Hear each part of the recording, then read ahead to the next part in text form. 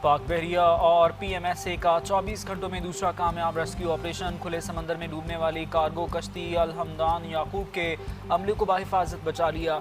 I S P R کے مطابق پاک بحریہ کے جہاز پی این ایس حنین نے بروقت پہنچ کر ریسکیو آپریشن کیا۔ کشتی میں عملے کے 20 ارکان سوار تھے جو سب پاکستانی شہری تھے۔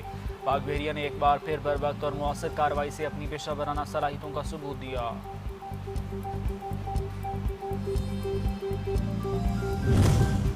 اور وفاقی وزیر خزانہ کی زیر صدارت سرکاری ملکیتی اداروں سے متعلق کابینہ کمیٹی کا اجلاس۔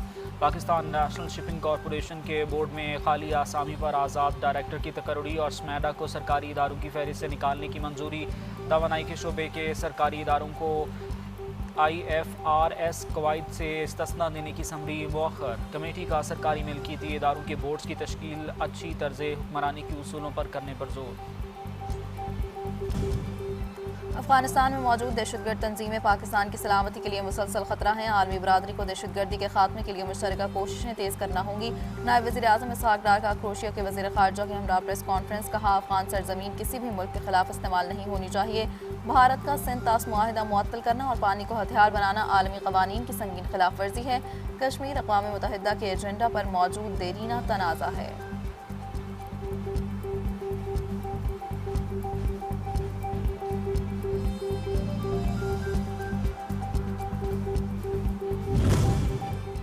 کروشین وزیر خارجہ کا خطے میں امن کے لیے پاکستان کے کردار کا اعتراف۔ مشترکہ پریس کانفرنس میں بولے، پاکستان کے تعمیری کردار اور روابط کو سراہتے ہیں۔ سلامتی کے چیلنجز سے نمٹنے کے لیے مسلسل مکالمہ ناگزیر ہے۔ علاقائی اور عالمی امن و استحکام کے فروغ کے لیے مشترکہ کوششیں ضروری ہیں۔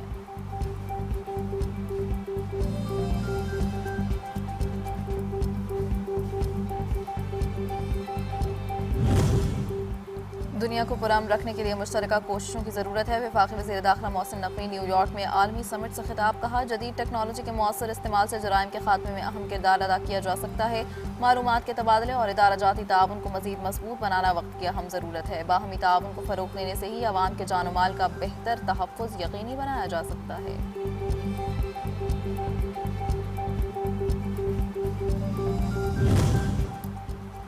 وزیر داخلہ محسن نقوی کی اقوام متحدہ کے سیکریٹری جنرل انطونیو گوترس سے ملاقات۔ علاقائی صورتحال، بین الاقوامی امور اور عالمی امن کے فروغ پر تفصیلی تبادلہ خیال۔ انطونیو گوترس نے عالمی امن و سلامتی کے قیام کے لیے پاکستان کی مسلسل خدمات کو سراہا۔ یو این امن مشنز میں پاکستان کے طویل المدتی تعاون پر شکریہ ادا کیا۔ محسن نقوی نے کہا، عالمی امن کے قیام کے لیے پاکستانی امن دستوں کا کردار اور قربانیاں بے مثال ہیں۔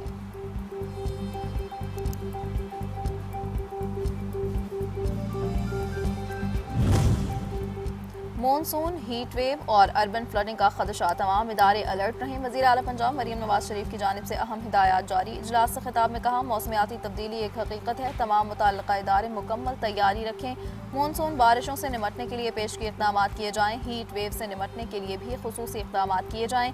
بعض شہروں میں درجہ حرارت 52 ڈگری سینٹی گریڈ تک جانے کا خدشہ ہے۔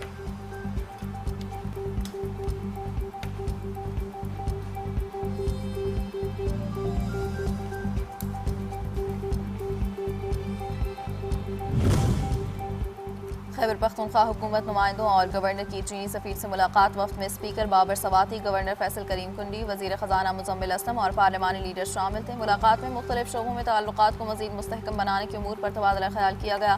سی پیک کے دائرہ کار کو توسیع دینے اور خیبر پختونخوا میں سیاحت کے فروغ کے لیے مشترکہ منصوبوں پر مشاورت کی گئی۔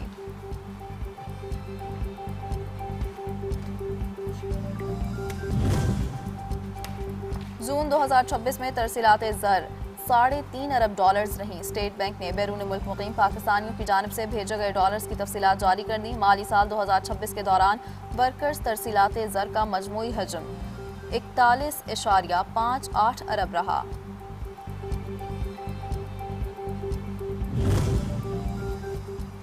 الوداع، رہبر معظم الوداع۔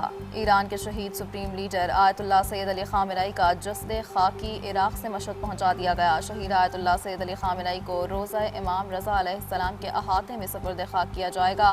کئی روز پر محیط عوامی سوگ اور تعزیتی تقریبات کے بعد شہید کے جسد خاکی کو مختلف شہروں سے لے جایا گیا، جبکہ لاکھوں افراد نے تہران، قم، کربلا اور مشہد میں ان کو خراج عقیدت پیش کیا۔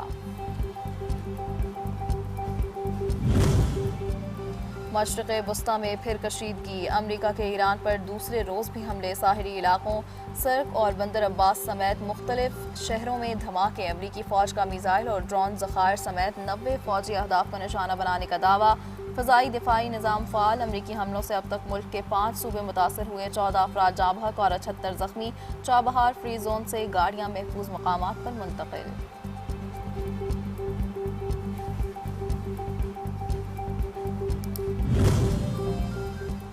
امریکی جارحیت پر ایران کا بھرپور جواب، کویت اور بحرین میں امریکی فوجی اڈوں پر میزائل اور ڈرون برسا دیے، قطر نے بھی ہائی سیکیورٹی الرٹ جاری کر دیا، ایران کے پاسداران انقلاب نے خبردار کیا کہ اگر امریکی حملے دوبارہ ہوئے تو خطے میں دیگر امریکی اڈوں پر بھی کارروائیاں کی جائیں گی۔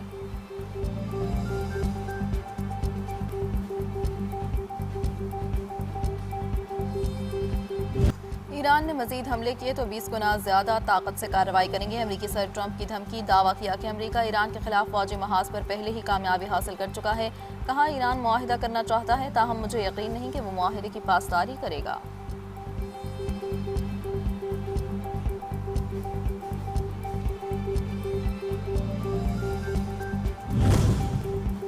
ایران کا امریکی کارروائیوں کا منہ توڑ جواب دینے کا اعلان، ایرانی پارلیمنٹ کے اسپیکر محمد باقر غالباف نے کہا کہ اب دھونس دھمکیوں اور وعدہ خلافی کی کوئی کارروائی بغیر جواب کے نہیں رہے گی، اگر آپ حملہ کریں گے تو آپ پر بھی حملہ ہوگا، انہوں نے آبنائے ہرمز کے معاملے پر امریکی دباؤ کو بھی مسترد کر دیا۔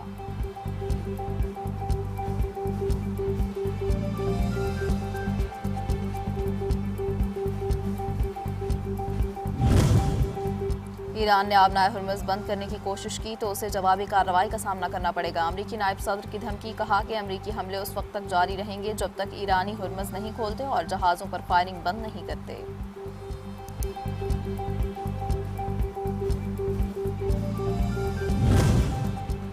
امریکہ کے حملے مفاہمتی یادداشت کی کھلی خلاف ورزی ہیں، منہ توڑ جواب ملے گا، امریکہ نے یک طرفہ فوجی کارروائی اور حملوں کے ذریعے معاہدے کو نقصان پہنچایا، اسماعیل بقائی نے کہا کہ امریکہ نے مفاہمتی یادداشت کی 5ویں شق کی خلاف ورزی کی۔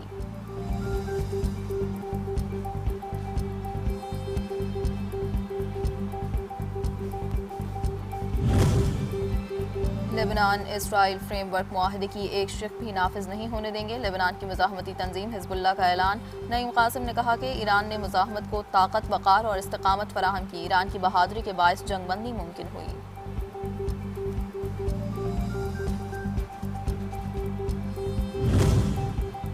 قابض اسرائیل جارحیت سے باز نہ آیا، اسرائیلی فوج کی غزہ جنگ بندی کی خلاف ورزیاں جاری، فضائی حملوں اور فائرنگ سے 9 فلسطینی شہید، اسرائیلی حملوں میں متعدد فلسطینی زخمی بھی ہوئے۔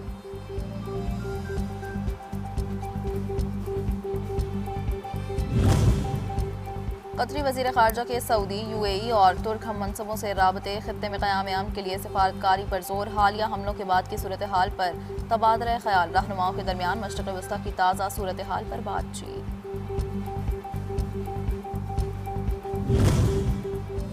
وفاقی وزیر قانون اعظم نذیر طارر سے یورپی یونین کے سفیروں کے وفد کی ملاقات، پاکستان یورپی یونین تعلقات اور GSP+ پر گفتگو، وزیر قانون نے یورپی وفد کو انسانی حقوق کے فروغ، قانونی اصلاحات کے لیے اقدامات سے آگاہ کیا، یورپی یونین اور رکن ممالک کے ساتھ انسانی حقوق اور قانونی تعاون مزید مضبوط بنانے کی یقین دہانی۔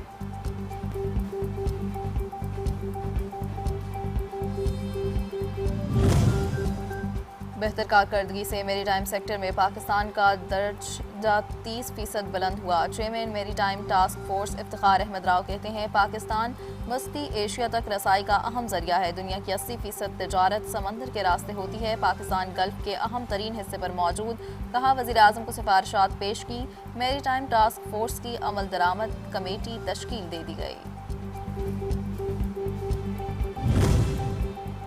اور تحریک قیام پاکستان میں قائد اعظم محمد علی جناح کا دستے بازو رہنے والی ہمشیرہ فاطمہ علی جناح کی برسی، انہوں نے تحریک پاکستان میں قائد اعظم محمد علی جناح کے شانہ بشانہ کام کیا، برصغیر کی مسلم خواتین کو تحریک آزادی میں مؤثر کردار ادا کرنے کے لیے متحرک کیا، ان کی انہی خدمات کے اعتراف میں قوم نے انہیں مادر ملت کا خطاب دیا۔